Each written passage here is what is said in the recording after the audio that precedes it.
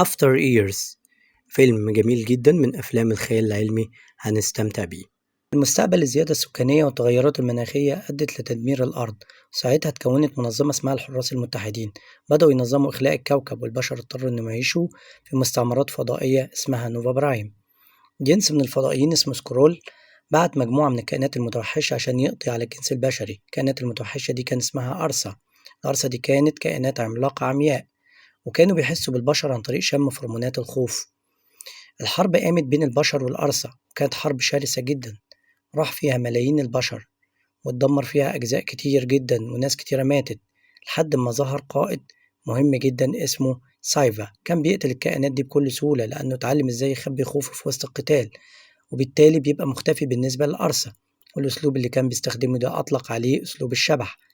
بعدها ابن سايبر كان اسمه كاتاي انضم لأكاديمية الحراس، وده لأنه كان عايز يبقى حارس شجاع وقوي زي والده. كان مجتهد جدا، كان بيعمل أكتر من اللي عليه عشان يثبت إنه قوي. بالرغم من درجاته الممتازة، إنه ما كانش بيأدي كويس في ميدان المعركة، لأنه ما كانش بيعرف يسيطر على خوفه ومشاعره، وده منع ترقيته لرتبة حارس. في نفس اليوم بالليل رجع سايفر بيته، وابنه قال له إنه فشل في اختبارات الترقي.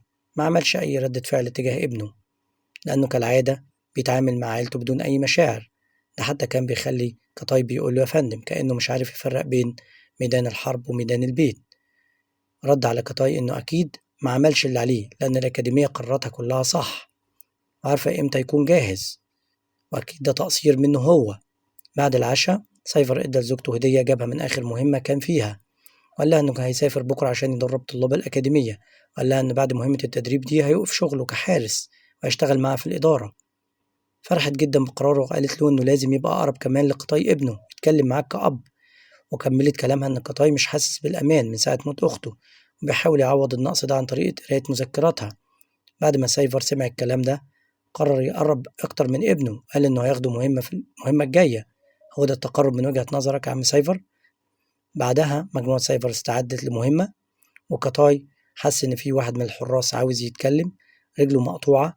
الحارس ده كان بيشكر والده جدا لأنه أنقذ حياته، خلى زمايله يساعدوه، ووقف على رجله عشان يأدي التحية العسكرية لفايبر كنوع من أنواع الشكر على اللي عمله. اتحرك مجموعة سايفر، وكطاي يتكلم مع والده وقال له إنه بيقرأ مذكرات أخته، بس سايفر كان بارد كالعادة وقال له أحسن إن أنت تنام شوية وتستعد للمهمة. عمل نفسه نايم، وأول ما والده نام شال الغطا الكرسي بتاعه وراح يستكشف السفينة. وقف قدام باب مكتوب عليه نو انتري، ممنوع الدخول، وبالرغم من اليافطة دخل، والحراس الموجودين زعقوا له لأنه دخل. لكن لما عرفوا إنه ابن الشبح سايفر سابوه يدخل ويستكشف. الحراس كانوا بيشجعوه وقالوا له إحنا جايبين الكائن ده عشان نستخدمه في تدريب طلاب الأكاديمية على تقنية الشبح. بدأوا يلعبوا معاه وتحدوه إنه يقرب من القرصة بدون ما تشوفه. بس أول ما كطاي قرب جات له ذكريات عن يوم موت أخته. كان في كائن قرصة داخل البيت، وأخته حطيته تحت غطاء زجاجي عشان ما يشموش ريحته ويشوفوا. نرجع للسفينة تاني، بنشوف أول ما كطاي كان على بعد خطوات من القرصة بدأ يخاف بسبب ذكرياته. ساعتها القرصة شمه واتحرك في القفص وخد خطوة لورا. طبعا في الوقت ده بدأت اهتزازات غريبة في السفينة. سايفر حط ايده على جدار السفينة وساعتها اتأكدت شكوكه، السفينة كانت داخلة على مجموعة من الكويكبات. سايفر راح جري بسرعة وبلغ الحراس انهم يكونوا مستعدين، وأمر قطاي انه يرجع مكانه ويلبس بدلة القتال بتاعته. بعدها راح للطيارين وقال لهم انهم داخلين على مجموعة كويكبات، بس للأسف الطيارين ما قدروش يصححوا مسارهم في الوقت المناسب، والسفينة بدأت تخبط في الكويكبات وتدمر واحد من المحركات. سايفر أمر الطيارين إنهم يدخلوا أقرب ثقب أسود عشان يتنقلوا من المكان اللي هم فيه، وفعلا الطيارين عملوا كده ولقوا نفسهم فوق كوكب الأرض. سايفر أمرهم بتغير اتجاههم لأن الرجوع لكوكب الأرض محرم على البشر، بس الطيارين قالوا له إن السفينة اتدمرت وهيضطروا إنهم ينزلوا على الأرض. دخلوا الغلاف الجوي للأرض، وبدأت السفينة تهتز جامد جدا، وسايفر راح لابنه وحاول يهديه، لكن السفينة اتدمرت. وسايفا طبعا أغمى عليه، وأول ما كاتاي لقى إن كل الحراس ماتوا، ولحسن الحظ إن والده لسه عايش، فضل جنبه لحد ما يفوق. سايفر فاق بعد فترة، وكاتاي قال له إن ديل السفينة اتكسر، وده معناها إن القرصة طار مع الديل. سايفر قال لابنه يروح غرفة القيادة ويجيب منارة الطوارئ من هناك، بس لما كاتاي لقي المنارة اكتشف إنها مكسورة. ساعتها سايفر قال له إن في منارة تانية في ديل السفينة. سايفر كلف ابنه إنه يجيب المنارة، لقى إن رجله مكسورة ودي كانت على بعد 100 كيلومتر وهو مش هيقدر يروح يجيبها. كمان اداله الأدوات اللازمة للمهمة واللي كانت عبارة عن السلاح بتاعه و6 من عبوات الاستنشاق عشان يقدر يتنفس في بيئة الأرض الملوثة، وطمنه إن بدلة القتال بتاعته فيها كاميرات وإن هيكون معاه طول الوقت. وآخر حاجة سايبر قالها لابنه ياخد باله من نفسه، لأن الحيوانات والحشرات على كوكب الأرض اتطورت وبقوا كلهم خطر على الإنسان. وفي الوقت ده قطاي بدأ يفتكر مشهد أخته وهي بتتقتل قدام عينيه وسأله عن القرصة. سايفر طمنه وقال له غالبا هتكون ماتت في الحادثة اللي عملوها، بس برضه يخلي باله ويعتبره لسه موجود. قطاي خرج واحدة من عبوات الاستنشاق اللي كانت معاه، وأول ما خرج من السفينة بدأ يحس بالخوف بسبب جثث الحراس اللي في كل مكان. سايفر حاول يهدي ابنه عن طريق تكنيك خاص بيهم هو الجلوس، وحفزه بأنه شجاع ولازم يتغلب على خوفه. قطاي انطلق في رحلته، فاجئ بوجود عنكبوت على إيده، وهو يتسلق لفوق رمى العنكبوت بسرعة ووصل لقمة الجبل، واتفاجئ من كمية الحيوانات والطيور اللي هو شايفها، وده لأنه كان عايش على سفينة فضائية طول عمره. في نفس الوقت أطلق سايفا شوية طيارات بدون طيار وبدأ يدور على القرصة، وكمان نبه كاتاي إن الدنيا بتبرد لما الليل يجي، لازم يكون موجود في واحدة من النقط الساخنة. سايفر فحص إصابته ولقي إن كسر رجله شديد جدا، وساعتها قرر إنه ياخد مسكن طبي عشان يستعد للعملية الجراحية، بس الجهاز الطبي في السفينة حذره إن المسكن ده هيخليه يحس بالنوم ويضعف نظره، وده خلى سايفر يفتكر الوقت اللي بنته كلمته وهو بيحارب وإزاي يتصرف معاها بكل برود، وإحساسه بالذنب خلاه ما ياخدش المسكن ويركز مع ابنه.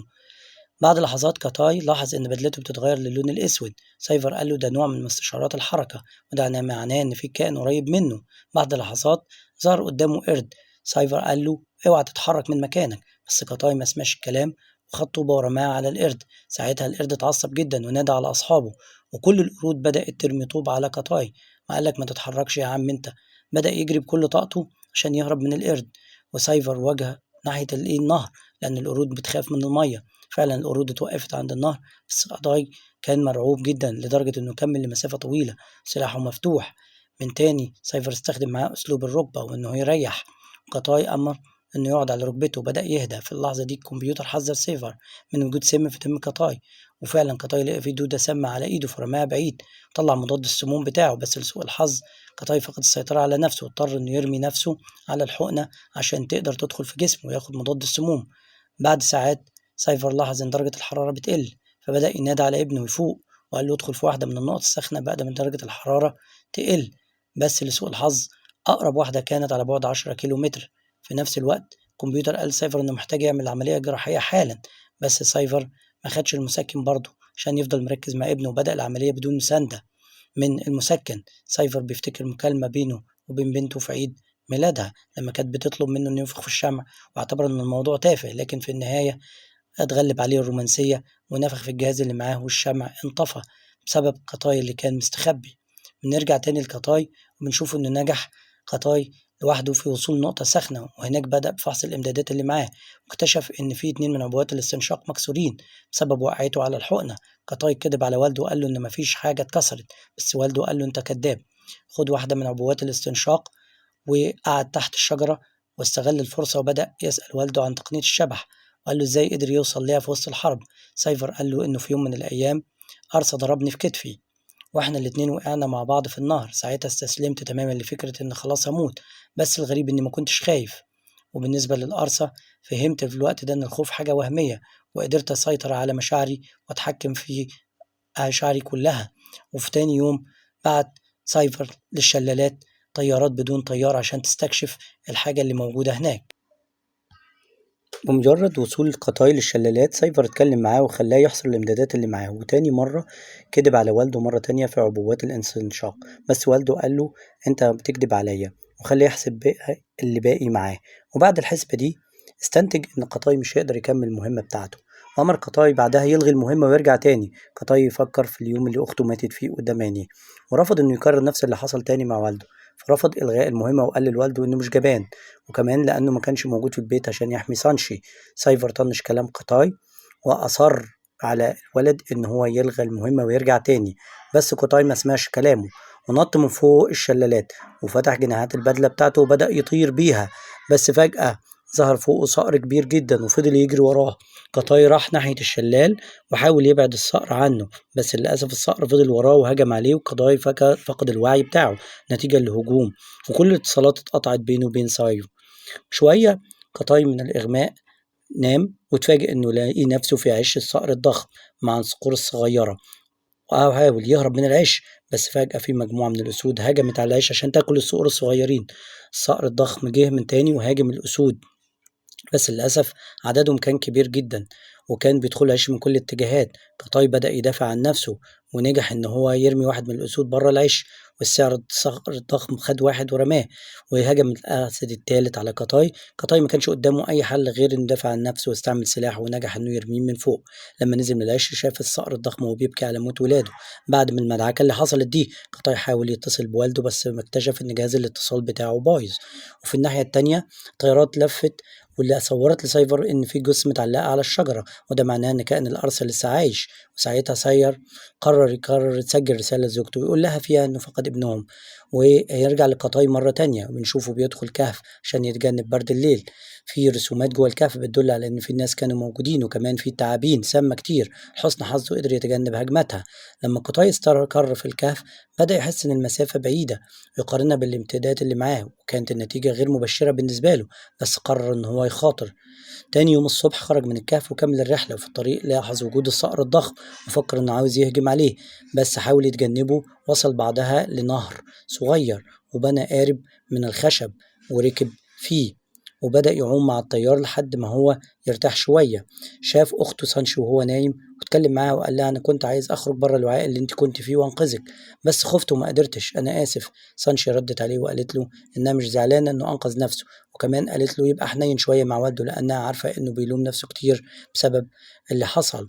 قطعته وكمل كلامه وقال لها إنه بيقرأ المذكرات بتاعتها، بس فجأة شكلها اتغير واتشوهت وصرخت وأمرته إنه يصحى، فقام من النوم مفزوع. اكتشف إن القارب بتاعه وقف في نهاية النهر، والوقت كمان سرقه والليل قرب. بدأ يتحرك بسرعة وحاول يلاقي نقطة ساخنة، بس للأسف ما كانش سريع كفاية.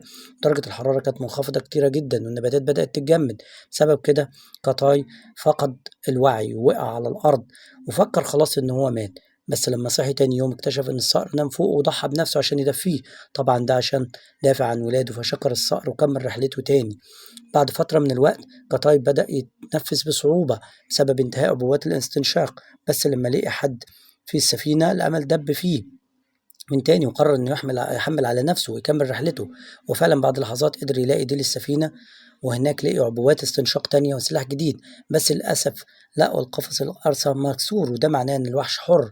نرجع تاني لسايبر نشوفه وهو بيحلم بقطاي الصغير وهو بيسلمه السلاح بتاعه، وفجأة سايفر بيصحى من النوم على صوت قطاي. سايفر حاول يتكلم قطاي، بس ديل السفينة كان خارج نطاق الخدمة وما كانش قادر يوصل لابنه خالص.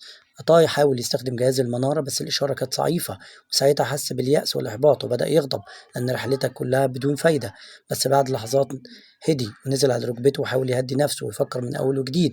قطاي فهم إن المنطقة اللي هو فيها خارج نطاق التغذية، وفكر ساعتها إنه يطلع فوق البركان عشان الشبكة تبقى أقوى.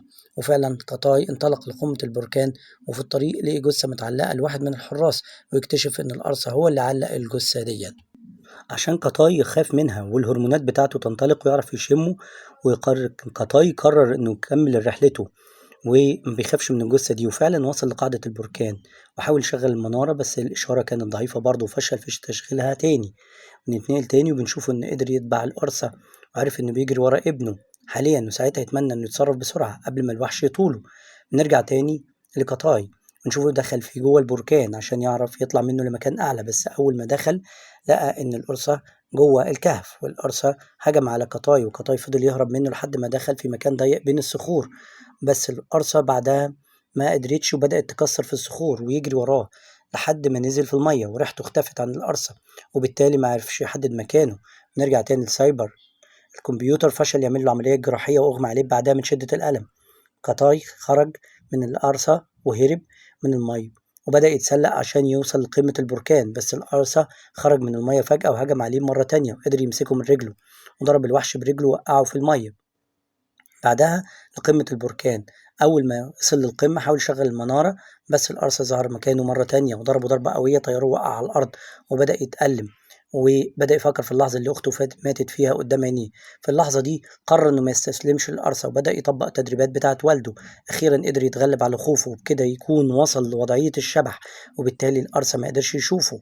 طلع سلاحه واستغل الوضع اللي يصالحه وبدأ يضرب الوحش، وبما إنه مخفي القرصة قدر يتغلب عليه بكل سهولة. سايبر كان شايف كل اللي حصل وكان فخور جدا بابنه لأنه قدر يقتل القرصة، وأخيرا فقد الوعي من تاني.